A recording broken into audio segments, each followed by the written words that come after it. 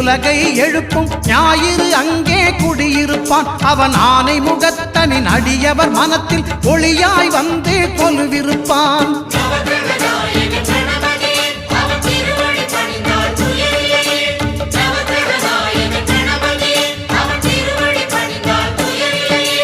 ஒன்பது கோளும் ஒன்றாய் காண அங்கு கற்பகம் என்னும் கடவுளின் மெய்யில்